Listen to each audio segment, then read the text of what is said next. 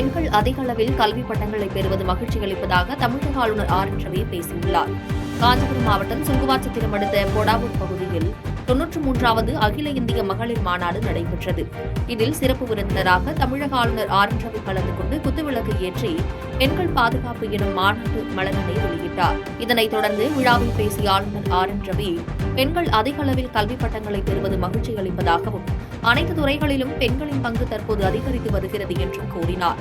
மேலும் சென்னையில் பெண்களுக்கு பாதுகாப்பு இல்லை என பெண்கள் பெற்றோர்கள் கருதுவதால் அனைவரும் பெண்களுக்கு பாதுகாப்பாக இருக்க வேண்டும் எனவும் கேட்டுக் கொண்டார்.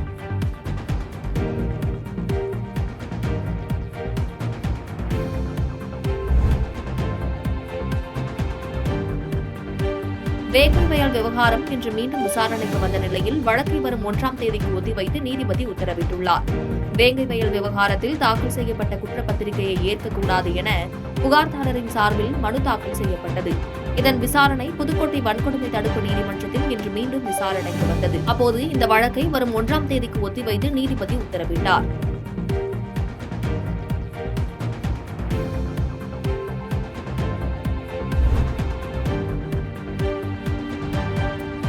திமுக ஆட்சிக்கு வந்து 4 ஆண்டு காலத்தில் திருச்சுழி தொகுதியில் ஏறத்தாழ 100 கோடி ரூபாய் அளவிற்கு சாலை பணிகள் மேற்கொள்ளப்பட்டுள்ளதாக நிதியமைச்சர் தங்கம் தென்னரசு பேசியுள்ளார். விருதுநகர் மாவட்டம் திருச்சுழி அருகே உடையனாம்பட்டியில் குண்டாற்றின் குறுக்கே ஸ்ரீவில்லிபுத்தூர் பார்த்திபனூர் நெடுஞ்சாலையில் ஏற்கனவே இருந்த தரைப்பாலத்திற்கு பதிலாக நெடுஞ்சாலைத்துறை சார்பில் புதிதாக ரூபாய் 7,31,00,000 மதிப்பில் உயர்மட்ட பாலம் கட்டப்பட்டுள்ளது. இந்த பாலத்தின் திறப்பு விழா நிகழ்ச்சி நடைபெற்றதில் தமிழக நிதியமைச்சர் தங்கம் தென்னரசு கலந்து கொண்டு பாலத்தை திறந்து வைத்தார். இந்த நிகழ்ச்சிக்கு பின் பேசிய அமைச்சர், சொன்னதை செய்வோம், செய்வதைதான் சொல்வோம் என்பதுதான் திராவிட மாடல் அரசின் அடிப்படை தாரக மந்திரம் என்றும், பாலம் அடிக்கல் நாட்டும் போது விரைவாக இந்த பாலத்தை திறப்போம் என கூறினோம். தற்போது அதேபோல திறந்துள்ளதாக பெருமிதமாக கூறினார். மேலும் திமுக ஆட்சிக்கு வந்து 4 ஆண்டு காலத்தில் திருச்சுழி தொகுதியில் ஏறத்தாழ 100 கோடி ரூபாய் அளவிற்கு சாலை பணிகள் மேற்கொள்ளப்பட்டுள்ளதாக கூறினார்.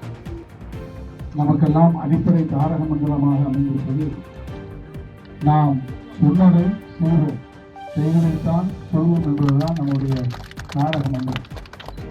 அந்த அடிப்படையில் உங்களுக்கு கொடுத்த அந்த வாக்குறுதியை நிறைவேற்றக்கூடிய வகையில் இந்த பாலம் ஓடுகாலமாக உருவாக்கப்பட்ட அந்த காலம், அதற்கு பிறகு இந்த பாலத்தை எப்படியும் நாம் உயர்மட்ட பாலமாக உருவாக்க வேண்டும் என்ற முயற்சி, அது கழகத்தினுடைய ஆட்சி அமைந்ததற்கு பிறகு இந்த பாலம் கண்டிப்பாக செய்ய வேண்டும் என்று நாம் அனைவரும் எடுத்துக்கொண்ட அந்த முயற்சியின் காரணமாக இந்த பாலம் ஒதுக்கப்பட்டு இந்த பாலம் கட்டி முடிப்பதற்கு 15 மாதங்கள் ஆகும் என்ற அளவில் இருந்தாலும் அதற்கு 3 மாதங்கள் முன்கூட்டியே இந்த பாலத்தை கட்டி முடித்து இந்த பாலம் உங்களுக்காக வழங்கப்பட்டிருக்கிறது.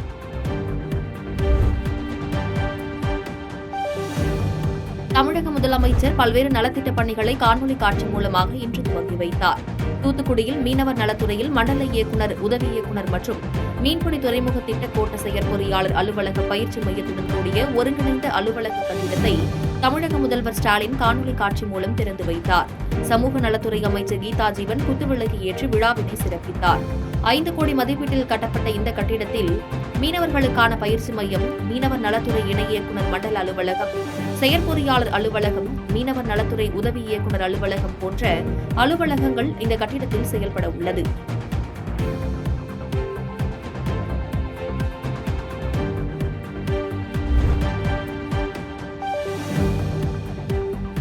பெரம்பலூர் மாவட்டம் மேலப்புலியூர் அரசு மேல்நிலைப் பள்ளியில் மக்களுடன் முதல்வர் திட்ட முகாம் மாவட்ட ஆட்சியர் கிரேஸ் பச்சாவ் தலைமையில் நடைபெற்றது. அனைத்து துறையினர் பங்கேற்ற இம்முகாமில் தமிழக போக்குவரத்து துறை அமைச்சர் சிவசங்கர் மற்றும் தொழிலாளர் நலன் மற்றும் திறன் மேம்பாட்டுத்துறை அமைச்சர் சிவவே கணேசன், பெரம்பலூர் சட்டமன்ற உறுப்பினர் பிரபாகரன் உள்ளிட்டோர் கலந்து கொண்டு பயனாளிகளுக்கு நலத்திட்ட உதவிகளை வழங்கியதுடன் முகாமினை பார்வையிட்டு ஆய்வு செய்தனர். அப்போது மனுதாரர் ஒருவர் மகளிர் உதவித்தொகை வரவில்லை என கூறியவுடன் அமைச்சர் அடுத்த மாதம் வரும் என கூறி சென்றார்.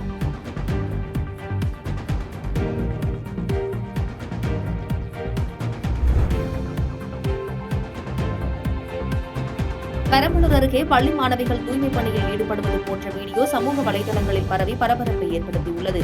பெரம்பலூர் அருகே மேலப்புலியூர் கிராமத்தில் அரசு மேல்நிலைப் பள்ளி அமைந்துள்ளது. இப்பள்ளியில் 100க்கும் மேற்பட்ட மாணவ மாணவிகள் பயின்று வருகின்றனர்.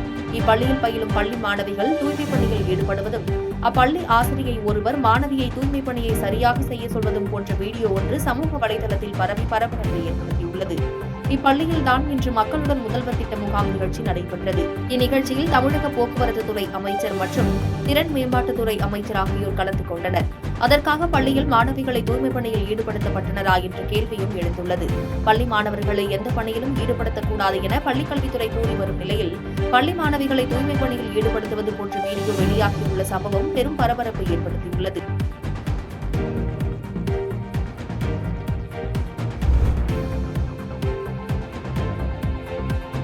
திருவண்ணாமலை மாவட்டம் புரிசை கிராமத்தைச் சேர்ந்த தெருக்கூத்து நாடக கலைஞர் கண்ணப்ப சம்பந்தன் கலை சேவையை பாராட்டி மத்திய அரசு பத்மஸ்ரீ விருது அறிவித்துள்ளது. மக்களின் பொழுதுபோக்கிற்கு மட்டுமில்லாமல் ராமாயணம், மகாபாரதம் போன்ற இதிகாச கதைகளை கொண்டு மக்களை நல்வழிப்படுத்தும் தமிழர்களின் பழம்பெரும் கலையான தெருக்கூத்து நாடக கலையை 150 ஆண்டுகளாக 3 தலைமுறையாக பாதுகாத்து இளைஞர்களுக்கு பயிற்சி அளித்து வரும் பாரம்பரிய தெருக்கூத்து கலை குடும்பத்தை சேர்ந்த புரிசை தெருக்கூத்து நாடக கலைஞர் கண்ணப்ப சம்பந்தத்தின் கலை சேவையை பாராட்டி மத்திய அரசு இந்த ஆண்டுக்கான பத்மஸ்ரீ விருது அறிவித்துள்ளது. கண்ணப்ப சம்பந்தனின் தெருக்கூத்து நாடக சேவையை பாராட்டி கலைமாமணி, சங்கீத நாடக அகாடமி விருதுகளும் மற்றும் டாக்டர் பட்டமும் வழங்கப்பட்டுள்ளது குறிப்பிடத்தக்கது.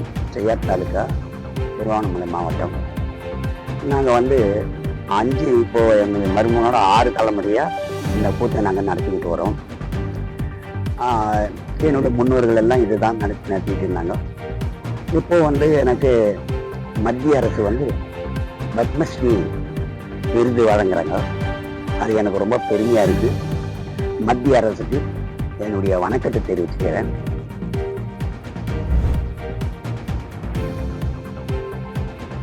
பெண்களுக்கு எதிரான குற்றங்களை தடுப்பதற்கு ஒரு துரும்பை கூட திமுக அரசு கிள்ளி போடவில்லை என அண்ணாமலை தெரிவித்துள்ளார். சென்னை ஈசிஆர் சாலையில் முட்டுக்காடு பகுதியில் நள்ளிரவு நடு ரோட்டில் காரை நிறுத்திய இளைஞர்கள் மற்றொரு காரில் வந்த பெண்களை துரத்திய சம்பவம் அதிர்ச்சியை ஏற்படுத்தியிருந்தது. இதுகுறித்து பேசிய பாஜக மாநில தலைவர் அண்ணாமலை, இந்த சம்பவம் நெஞ்சை பதற வைப்பதாகவும், திமுக கட்சிக்கொடி கட்டிய காரில் சென்று பெண்ணிடம் மோசமாக நடந்துள்ளனர் என்றும், திமுக கட்சிக்கொடி கட்டிய காரில் வந்து இந்த செயலை செய்தது பார்க்கும்போது தமிழகத்தில் பெண்களுக்கு பாதுகாப்பு என்பது கேள்விக்குறியாகவே உள்ளதாகவும் கூறினார். இந்தியாவுக்கு முழு சுதந்திரம் கிடைத்துள்ளது, ஆனால் தமிழ்நாட்டுக்கு முழு சுதந்திரம் இன்னும் கிடைக்கவில்லை. எனவே மாநில அரசு காவல்துறைக்கு பெட்ரோல் வாகனங்களை வாங்கிக் கொடுத்து ரோந்து போக சொல்ல வேண்டும் எனவும், கையாலாகாத திமுக அரசு பெண்களுக்கு எந்த நேரத்திலும் எதிரான குற்றங்களை தடுப்பதற்கு ஒரு துரும்பை கூட கிள்ளி போடவில்லை என அவர் கூறினார். ஒரு காரில் அந்த பெண்ணுகிட்ட மிக மோசமாக நடந்து கொள்ளக்கூடிய அந்த வீடியோ, அந்த பதிவாகி இருக்கக்கூடிய அந்த வீடியோவை நம்ம பார்க்குறோம். தமிழ்நாட்டில் எந்த அளவுக்கு சட்டம் ஒழுங்கு சீர்கட்டு இருக்கிறது என்பதற்கு பல உதாரணங்கள் இருந்தும் தினமும் கூட ஒரு உதாரணம் புதுசாக வருது. இன்னைக்கு ஈசிஆரில் சுதந்திரமாக ஒரு நாட்டில் மகாத்மா காந்தி அவங்க எப்போ சொன்னாங்க, ஒரு பெண் நள்ளிரவில் சுதந்திரமாக என்னைக்கு நடந்து போகிறாங்களோ அன்னைக்கு முழு சுதந்திரம் கிடைத்து விட்டதாக சொன்னாங்க. இந்தியா முழுவதும் முழு சுதந்திரம் கிடைத்ததாக நான் பார்க்கின்றேன். தமிழகத்திற்கு முழு சுதந்திரம் கிடைக்கல. ஏன்னா நள்ளிரவில் பெண்கள் போனால் பிரச்சனை, பகலில் போனால் பிரச்சனை. அண்ணா பல்கலைக்கழகம் வளாகத்திற்குள்ள அங்கே படிக்கக்கூடிய பெண் 7:45 மணிக்கு சாயந்தரம் நடந்து போனால் பிரச்சனை. இது இரவு மட்டுமல்ல, பகல் மட்டுமல்ல, எல்லா நேரத்திலும் கூட தமிழகத்தில் பெண்களுக்கு பாதுகாப்பு இல்லை என்பது தினமும் ஊர்ஜிதமாகிக் கொண்டிருக்கிறது. நேற்று ஈசிஆர் சாலையில் வந்திருப்பது மற்றும் ஒரு உதாரணம். பாதகம் செய்பவரை கண்டால் நாம் பயம் கொள்ளலாகாது பாப்பா, மோதி மிதித்து விடு பாப்பா, அவர் முகத்தில் உமிழ்ந்து விடு பாப்பா. அண்மை செய்திகளை உடனுக்குடன் தெரிந்து கொள்ள இணைந்திருங்கள் எம் நாடு தொலைக்காட்சியுடன்.